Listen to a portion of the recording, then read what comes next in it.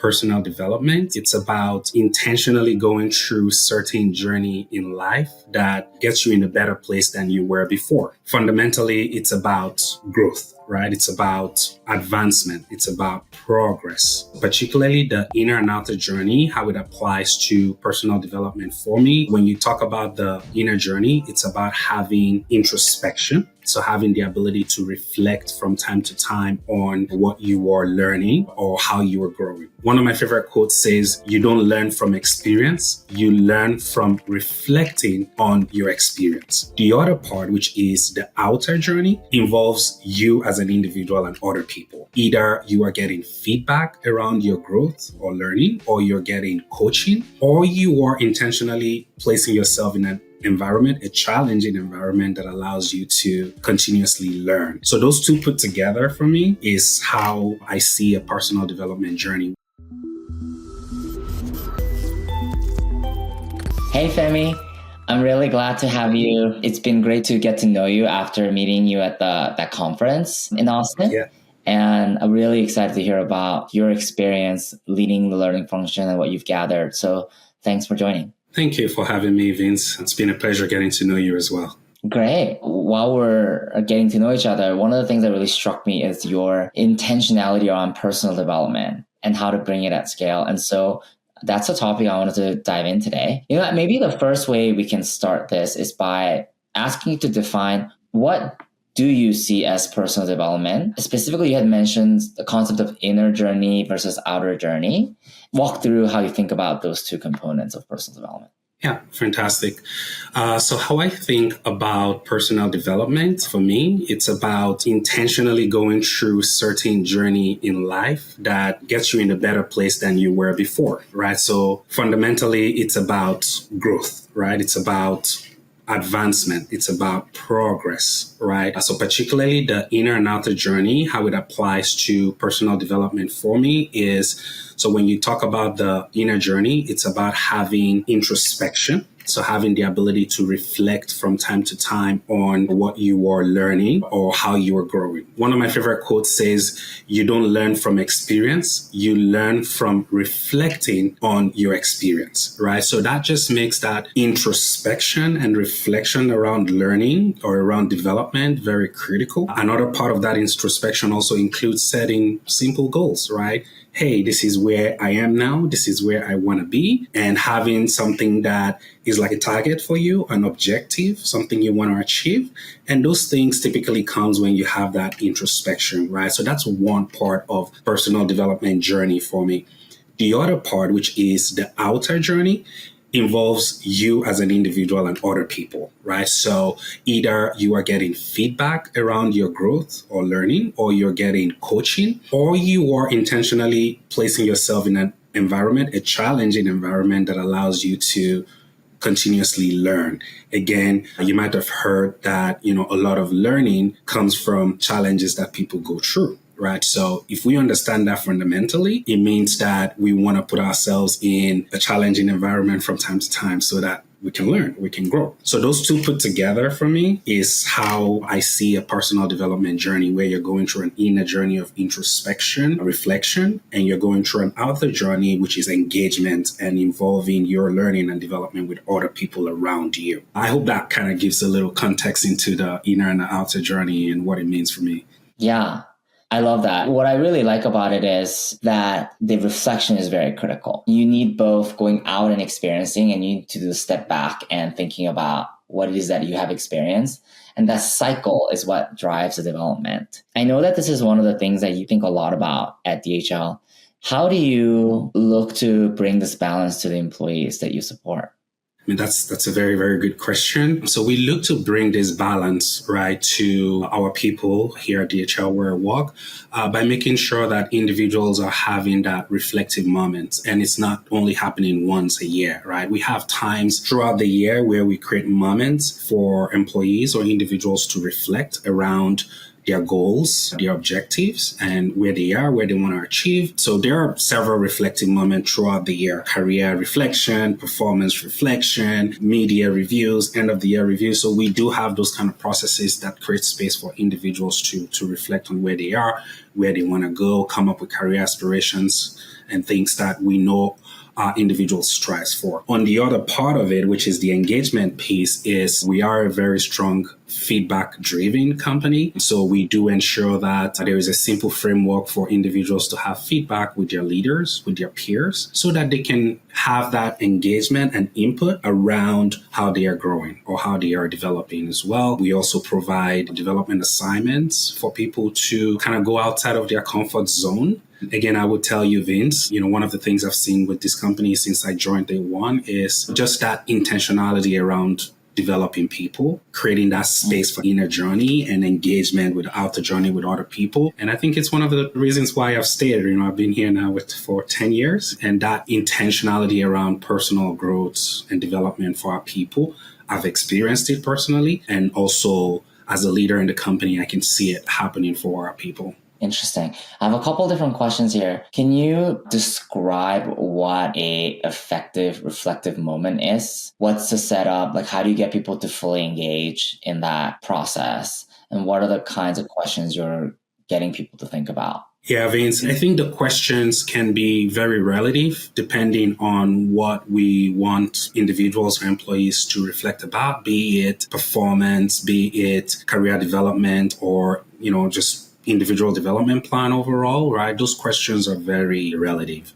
But when it comes to how we get people to do it, is just, again, making sure that their leaders understand why this is important, right? I think as a company, we have a very simple formula for success, and that formula is built around people. So we say people plus quality equals growth, right? So our foundation is built around putting people first. And we make sure that individuals in the company understands that by looking inward around themselves and what the company strives for, how it impacts them, and the role that they want to play in that. So, for example, we have an often internal comment around individuals own their development. So again, at the end of the day, as individuals, we own and are responsible for our development. So yeah, we also do put that responsibility back on the individual, but we also create intentional spaces for that to happen. We create strategic tools to support that.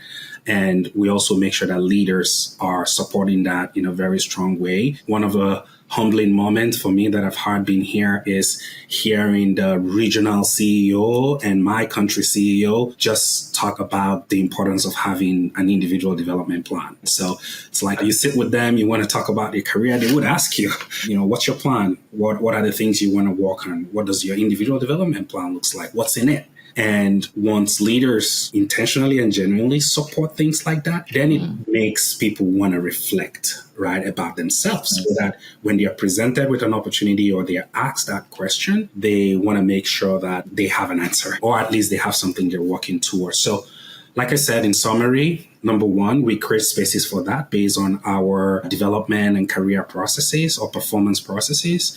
It's part of our culture. So leadership does support that. It's almost like a second language. It's part of our DNA, if I may use that term, that people talk about personal journey and growth, and individual development plans is one of the tools that we use to have those conversations. And when you're working on your individual development plan, it's a lot of reflection. It's a lot of introspection happening, coming up with what your development objectives are and what actions you're going to take, when you're going to implement them. There's a lot of introspection that happens when our people are creating their development plan, including myself. Got it. Yeah, that's interesting. So I think what I'm hearing is actually the biggest levers for you is actually the culture and how leaders talk about personal development in ways that make it matter in the organization. In some organizations, all the structures are put in place, but people don't fully engage in it because they sort of do it as a thing they have to do, a check the box exercise.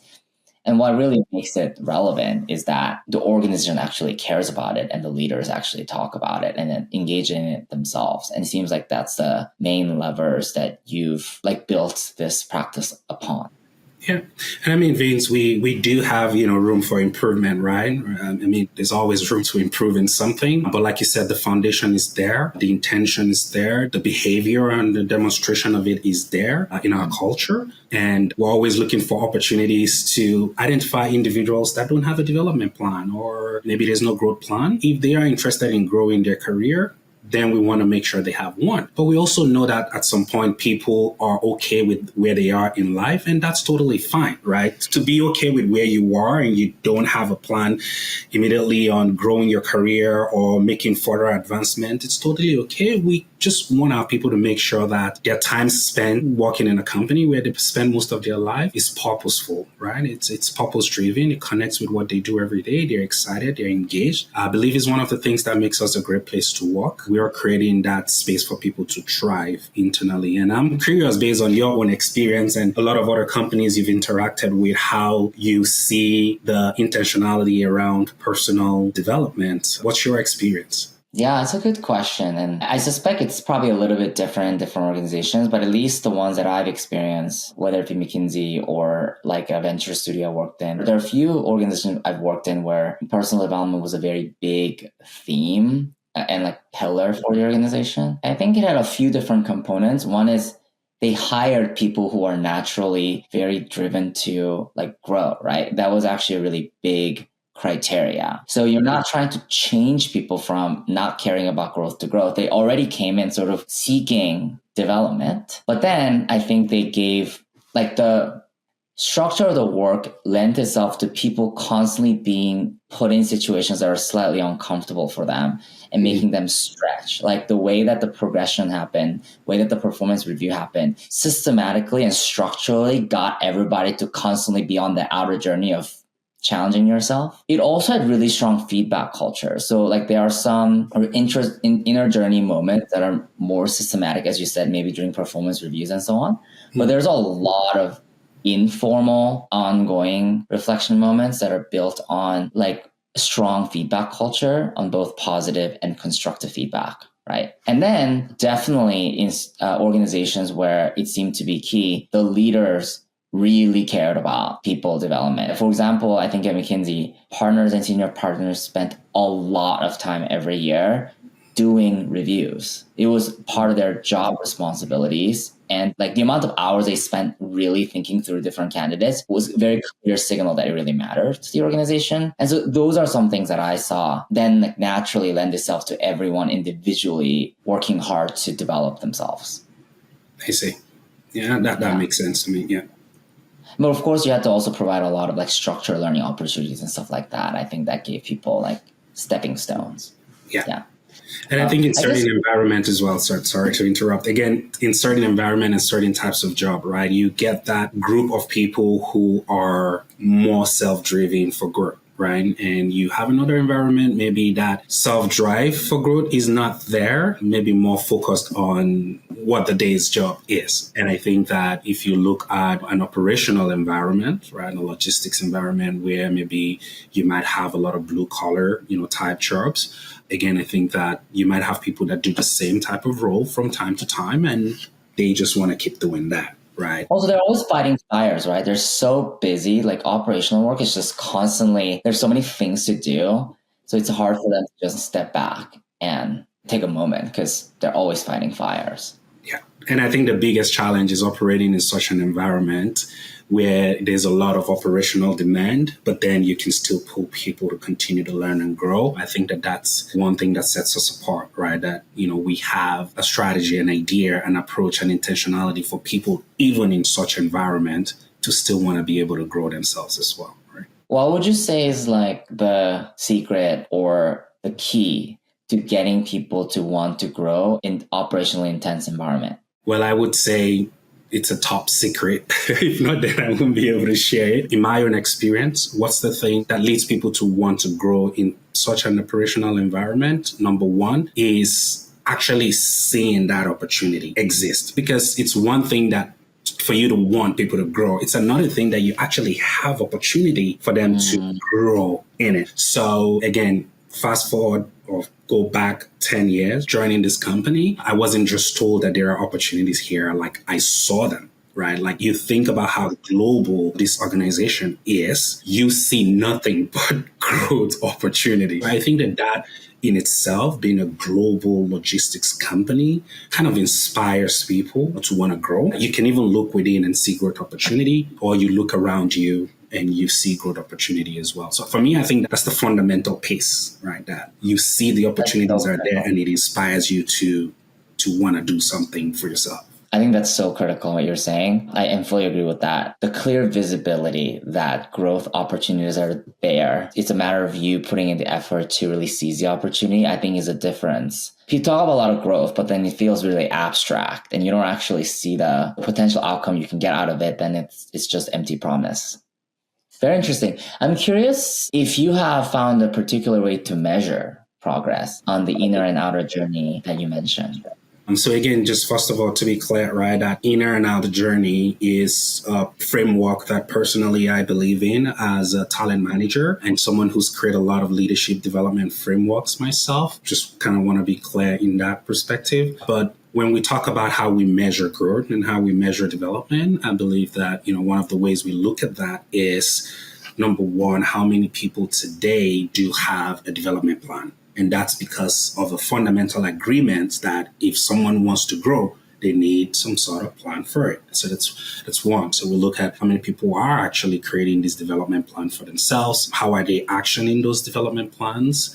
And then we start to look at other complex metrics like readiness for growth or what the succession pipeline looks like. We look at other metrics as well, like what performance evaluation looks like. Those are some examples of metrics that companies or organizations look at: succession, performance evaluation, and more granular would be, do people have development plans? How many people do? And how is that leading to moves? So other companies might also measure moves, right? Meaning how many people have been promoted or how many people have moved laterally within X amount of time. And I think that those metrics in general will tell you how your pipeline is developing themselves, right? Very interesting. Now, shifting gears a little bit, I want to put ourselves shoes in the learners, right? And one of the things I think that you often have is not always the personal development goal of an employee 100% aligned with the goals of the organization, right? What they want might be different. Curious, because you mentioned you really want it to be employee driven, like you want them to own their development. So how do you balance the different priorities, especially when they don't fully align? So the fundamental part is we want it to align. We want the personal goals and the company goals to align. At some point, maybe they don't align 100%. There needs to be some sort of alignment. And the way I picture that alignment for me is, number one, what is the job that I'm doing today? And how does it align with my purpose in life, if I know that, or my personal values? That is already creating some fundamental point of alignment. So how is this job that I'm doing today, or how is this company that I'm working for today aligns with my personal values, right? And once you have those personal value alignment there, I think that's fundamentally where it starts from. So you might have other things like, hey, I want to be, for lack of a better example, I want to be a pilot, but then I'm working for a different company that's not in aviation. If you get what I mean, you can live with the alignment from a value standpoint, even if that industry you're working with is not where you see yourself long term. And then there are more high level or further way of alignment by actually making sure that the industry, the company you're working for really does align to where you see yourself. All of this comes from that introspection, which is important for anyone to have, right? So for you to even know if there is an alignment between your job, your company you work for, and you as a person, then you need to come back to that space of, what does this company care about? What is the value of the company? What does the company do? What's the industry about? Okay, where do I see myself? If you remember, Vince, and I think I would like to ask you this question, right, for the fun of it, right? When you were 5-year-old, very little, and someone asked you what you wanted to be, what did you say? And is that aligned with what you're doing today? That question, and I'll give you a moment to answer that. That question is still very critical because it essentially just allows people to dream. So that dream, that introspection, to answer your question, is still needed today. People still need to consider, where am I? Where do I want to go? And then bring in the company perspective. That's how you start to find alignment, essentially. And then I'll let you answer that question out of curiosity, and then we'll see what context that brings into answering this question that you asked. What did you want to be when you were 5 and you I start don't what you're remember. doing? I feel like I said I want to be a news anchor or something. Okay. Yeah. Yes, I think that's what I used to say. I think your point of like alignment is very interesting and dreaming. Going back to when I was at McKinsey, I think they actually took that to heart, because when you're at this critical juncture of becoming a manager or a first year manager, they actually take you on this week-long learning program in the UK, in Cambridge. It's actually kind of asks the question of, do you still want to be here? And they actually are not trying to force retain everyone. Like, they are helping people make the right decision as to why they want to stay long term at McKinsey or not. So I guess I'm curious, like, with those views and principles, do you also actively think about helping people choose whether they want to stay versus just trying to chase a retention metric? Yeah, absolutely. And I mean, every year we do a check-in on where people are in terms of their career aspirations, right? So when we talk about growth, again, we're not forcing people to grow in an area where they don't want to. Again, back to that introspection part is, we create space for people to really think about what is my career aspiration. And then once you identify your career aspiration, it then drives other things that happens from an engagement standpoint. You create your individual development plan. You start to get visibility based on what your aspiration is. If visibility is what's needed, you even get contextualized skills development in the pathway to what your aspirations are. And if you are in a department today that's different from what your aspired role in the future would be, then that also creates like a transition plan for you later into when that time comes on for you to move on. So I can tell you that yes, that component of allowing people to aspire to dream of what their career would look like, what their growth would look like, is essential in terms of aligning with the company objective. Because once you've thought through those things, that alignment opportunity starts to open up. And then that purpose comes in it. If you realize, you know what, I'm just good where I am, you wouldn't feel like you're missing out of any other opportunities because you have just made yourself decide and come to a point of, where I am is good. So yes, we do have those internal structured processes and tools that we offer our people to dream and, say where they want to grow their career. And actually we take it to the next level of providing them feedback and input. If, let's say, where they want to go, it's a couple of years ahead, we hold leaders accountable to help their people really see the gap between where they are now and where they want to go, and provide them coaching and, any developmental opportunities that would help get them to where they want to be, either in the short or long term within the company. It's an interesting thing. I personally really believe people aligning and thinking a lot and reflecting and making sure they're in the place they want is very important. It's possible that when you motivate people to do more self-reflection, the actual metric of employee retention goes down. Like, people leave because you're basically asking people to question their choices and be more active in making those choices. People who stay are really bought into it, but actually a lot of people who otherwise might not have thought about it and sort of just persist for a while will actively question their choices and leave. And I've seen this happen in multiple places. But I think the forward-thinking organizations understand that's actually ultimately a better outcome for the organization when you have people stay who want to stay, not people stay by default. I guess for you, how do you handle that? The core metric that you might be measuring, which is employee retention, might actually be lower if you motivate personal development, because a lot of people's path won't be necessarily at DHL, they'll be outside.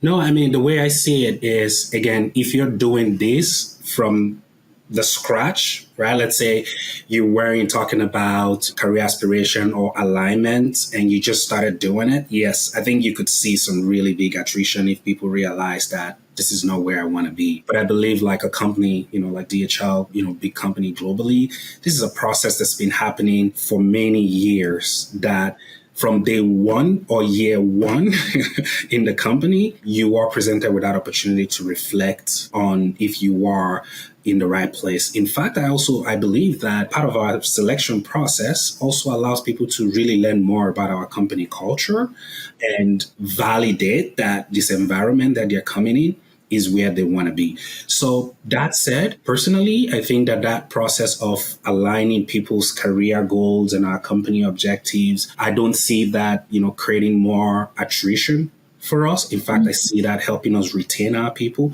Yes, we'll still have a few maybe that would leave for career opportunity reasons or personal reasons. But from a retention standpoint, I honestly think that is one of the reasons why we have a great retention in this company. Like I said, when I joined 10 years ago, my goal was to be here as an intern. My goal was only to be here as an intern for a year and a half. Fast forward, I'm here 10 years. And there are a lot of other amazing people like me working for this company who's been with the company much longer than I am. So I believe that opportunity that we give people to introspect around their development need, their career aspiration, is one of the things that's helping us retain people. It's one of the reasons why people want to come work for us. Another thought that I'd like to leave in your mind as well is, again, I keep mentioning how big we are as a global company, and what we experience will be different from other companies that are probably smaller, in the sense that if you think about growth, if you think about what else you want to do, there are higher chances that one of our divisions within the DHL group has something related to what you want, right? Or if you are in HR and you want to go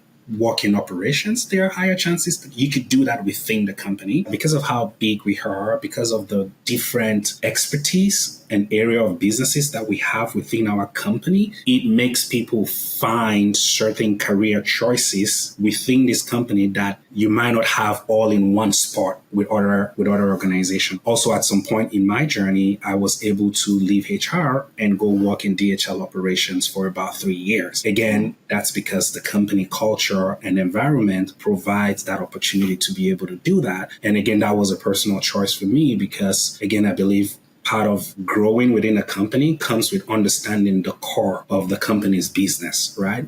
Everyone needs that business acumen, and DHL operations was one of the things that gave me that context. And I have tons of other colleagues living similar experiences like me, moving from one function to another and coming back. So just seeing those kind of experiences happen internally and how it's really helping people grow within the corporate structure, that inspires a lot of people within the organization to want to do the same, or at least do something about their own growth, if that makes sense. I love that. Yeah, it looks like you really have an institutionalized way of helping people move through different functions and learn, which would be very motivating for folks. Yeah. Now, maybe pivoting to a different angle of this, I think enabling small groups to be more reflective is easy. Doing that at scale, like enterprise scale, is pretty hard.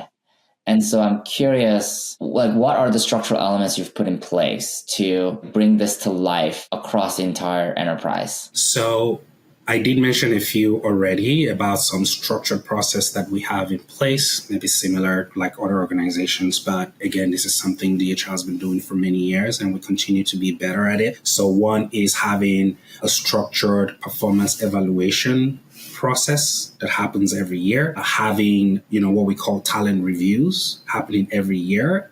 And those talent reviews, I love them a lot because it is a time where leaders get together and do nothing but talk about the development of their people. Again, probably a lot of other companies are doing it. Maybe you can tell me what your experience is, Vince, but I was amazed being a talent manager and working for this company and realizing that leaders will clear up their schedule an entire day, half a day, depending on how much time is needed and how many people needs to be discussed. And the focus of the agenda is nothing but discussion of the development of XYZ. When businesses create time and process to do that, it really does have an impact. Because as human beings, whatever we set our brain and dedicate time to, it gets done. So that's one of our structured process. Every year, we have an annual talent review process that happens. We have a performance evaluation that happens. We have a succession discussion, and all of these are linked to really make sure that the development of our people is front and center. Another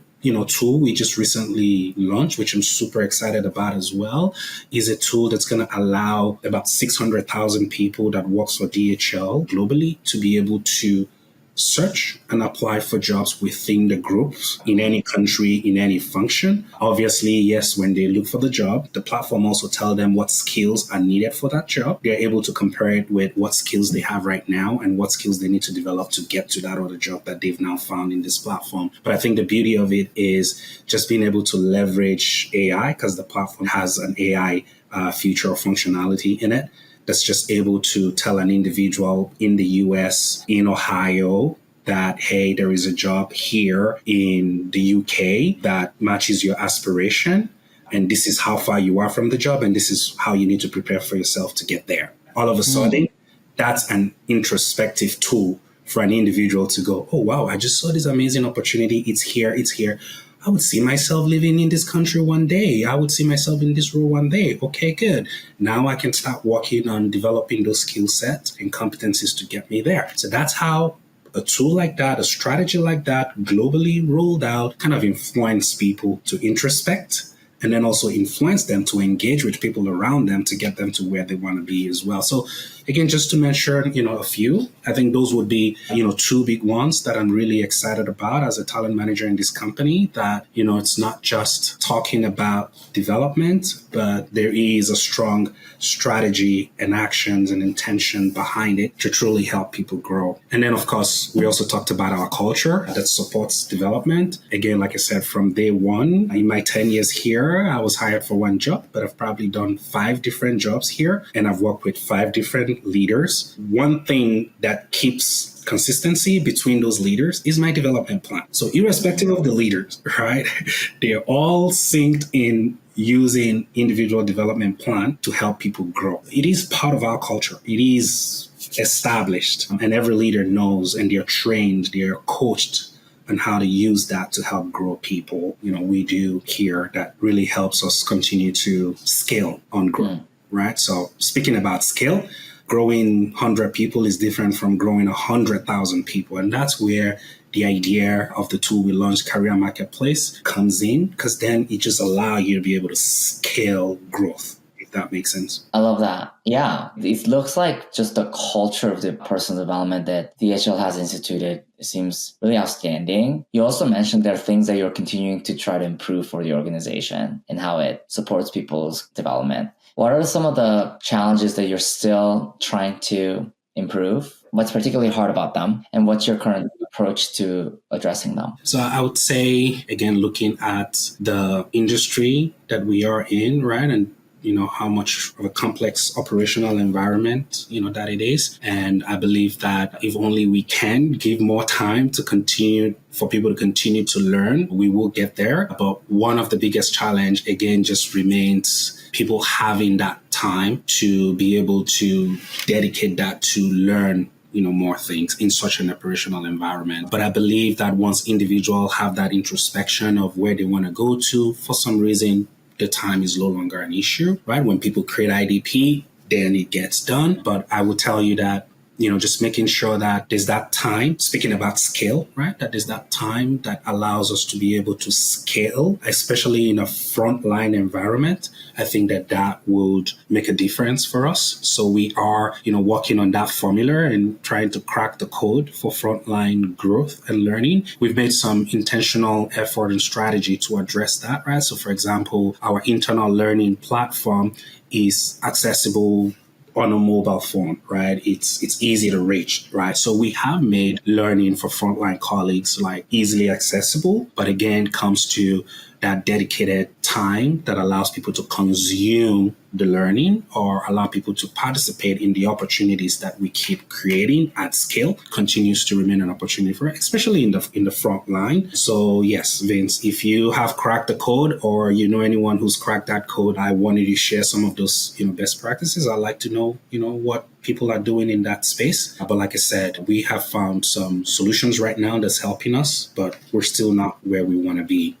And if I also would think about another challenge that maybe we have when it comes to leveraging digitalization, again, in certain area of the business or for certain individual, there is some apprehension to digitalization. So I think that's where the opportunity exists for us to help people on board to digital tools, to embracing AI, because that would continue to help us scale this learning and help us to continue to develop people. But I believe that right now, one of the reaction to technical changes or introduction of some technical tools, of digital tools, I see that, it's a challenge where some of the tools are quickly accepted by others, and in some areas there's a bit of resistance to it. So I would say, that would be maybe another area of that we are looking to crack the code as well. Great. Yeah, thanks for sharing. And those are definitely things that are still, especially when it comes to like frontline development, folks who are on the go, busy, getting their mind share on growth can be difficult. But, I think if you've already put in a lot of great cultural elements, systematic structural elements to support that.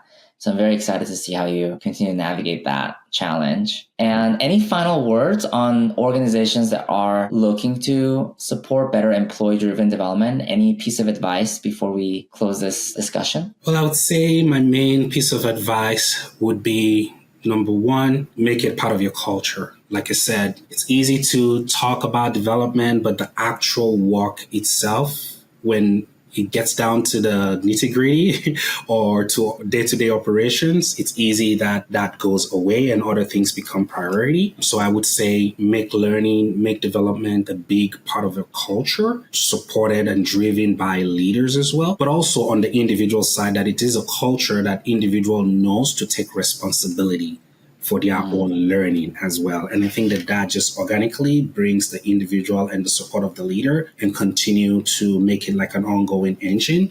So yes, make it a big part of your culture. And if there's anything I'll add to that, is leverage technology, leverage AI. That's what's going to help you scale at large, right? And for big companies like ours, being able to scale is a very powerful impact, the very powerful experiences, right? So I talked about 600,000 people being able to access this platform globally. That's a lot of people, and they will benefit from that. Their families will benefit from that. Their friends might benefit from that if they come work for a company like ours. If they come work for DHL one day, they will benefit from that. Right? So we're talking impact. So when we talk about scale, we're talking true impact. And true impact means we are helping people maximize their humankind potential, which I know that Vince, you are passionate about as well, truly helping people maximize and activate their potential. So I wonder what last word you have to leave for some of our listeners. I just really appreciate you taking the time to share your thoughts on how to enable personal development,